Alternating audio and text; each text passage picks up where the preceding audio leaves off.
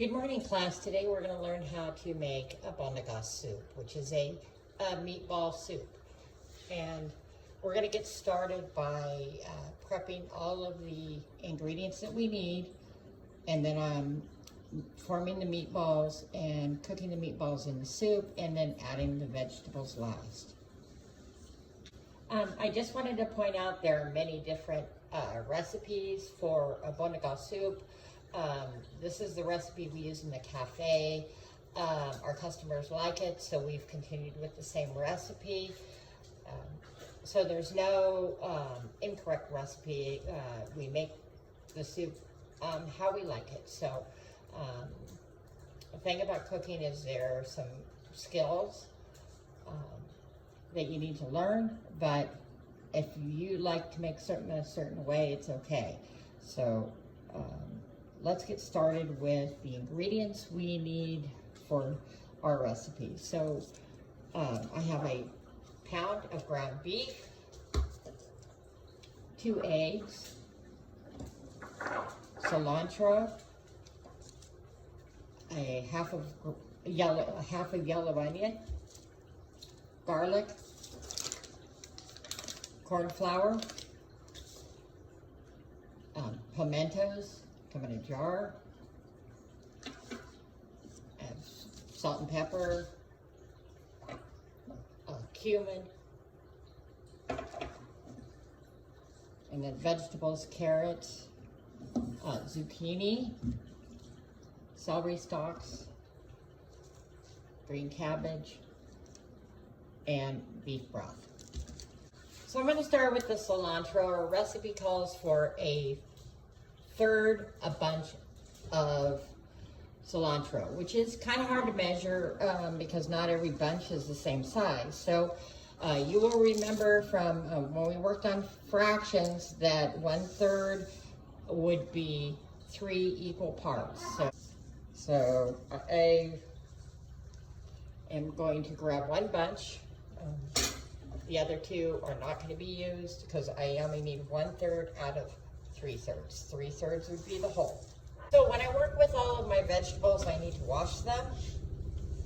So what I like to do is use the salad spinner. It's not just for lettuce. Take my salad spinner, I'm gonna rinse them, drain them, and then spin it to get the excess water out. So the cilantro is gonna go into our meatballs. So I don't want the stems in there, so I'm just gonna pull all the leaves off.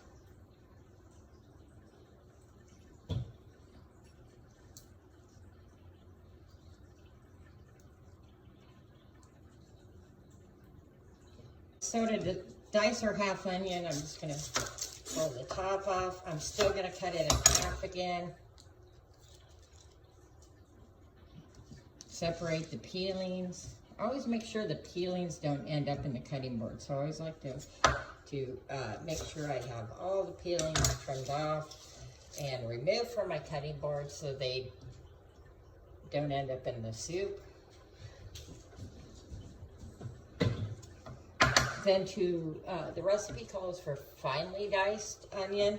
So what I need to do is I need to make really thin slices.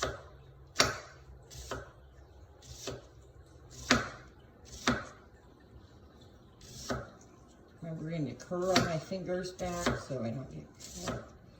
Watch what I'm doing. Then I'm going to take each piece, so make small little slices this way, turn it around, and make small little slices the other way.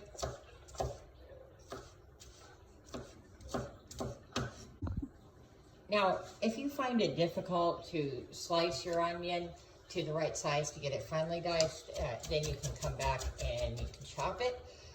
Again, with chopping, I'm putting my hand here and I'm lifting up only part of the knife onto the cutting board. So I'm not pounding it, so lifting it up, I'm scooping it together, and doing it a little bit more, scooping it together, and I can get it real fine that way. So that's another technique. Sometimes I combine both because my slices don't come out exactly as fine as I want. So this is a head of garlic. You can buy garlic already peeled, which is great. If you're going to use a lot of garlic, that might be the way to go.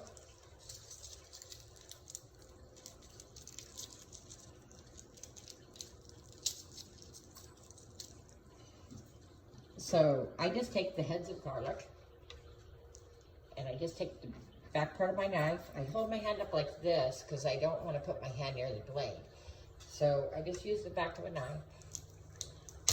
And when I hear it pop, then I can peel off, get the peelings off. And I do need to make sure that I get all the peelings off.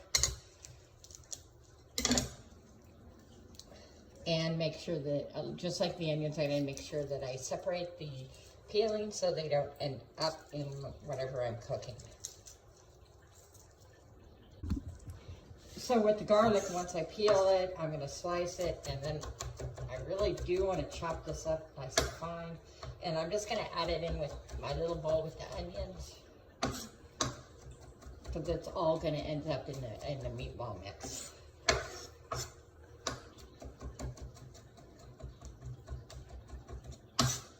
So garlic has a lot of oil in it, so it's going to stick to the knife. So you might want to take and scrape that off. So I just kind of slide it this way.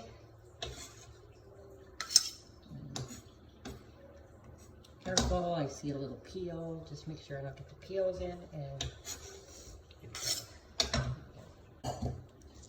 so to shred the cabbage, I remove the outer leaf. I've cut it in half so it lays flat. And I'm just going to take and thinly slice the cabbage.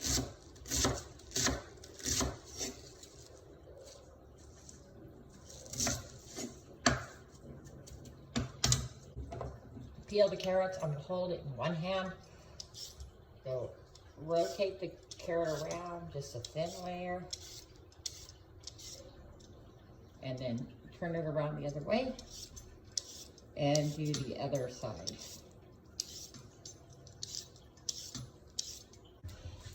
So after my carrots are peeled, then I just slice them.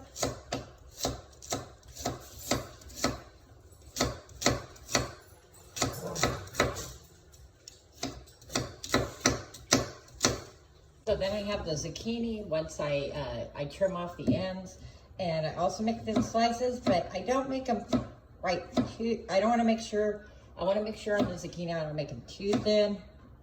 If I make them too thin, they have a lot of water content, and they'll disintegrate into the soup. So I do try to make them about so thick, about 1/4 of an inch thick.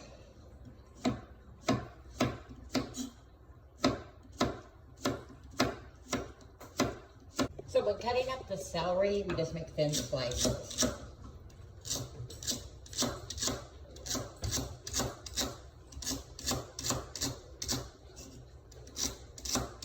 So I'm going to get the broth cooking while I'm forming the meatballs so that I can add them to the broth.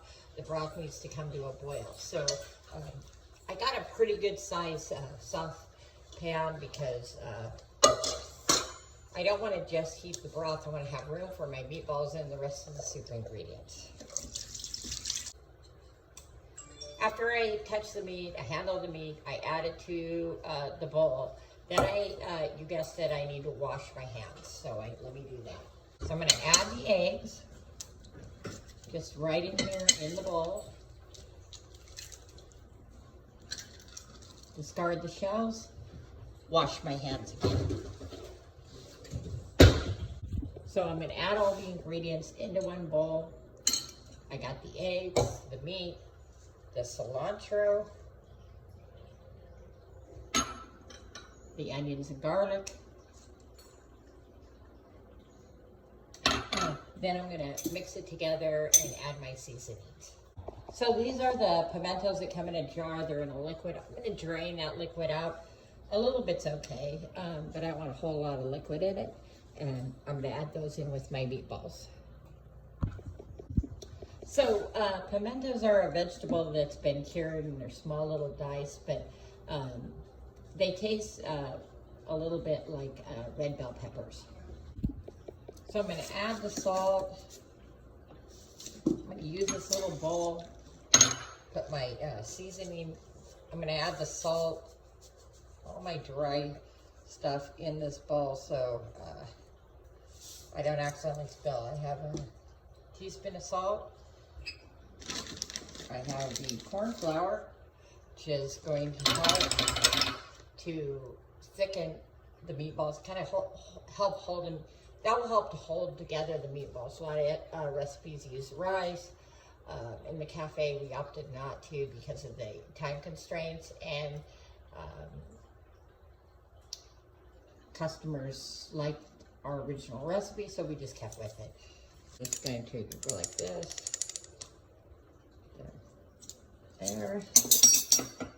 Remember to put the shaker back on.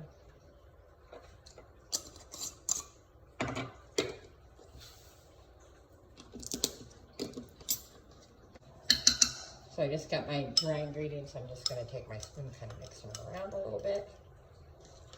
And sprinkle that in here.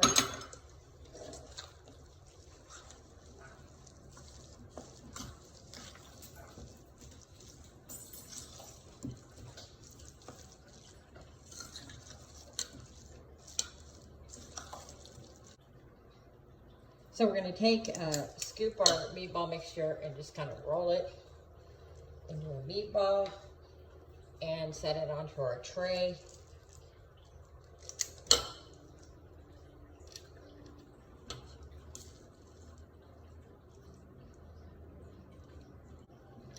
So I'm putting my meatballs onto the tray as I'm forming them, and then since I'm touching the meat to form my meatballs, I'm going to need to wash my hands, so I'm going to get them all done before I add, or at least half of them done, before I start cooking them, so that I can have my hands washed.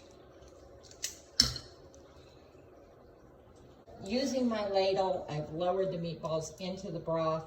I put some in. I'm going to let them cook.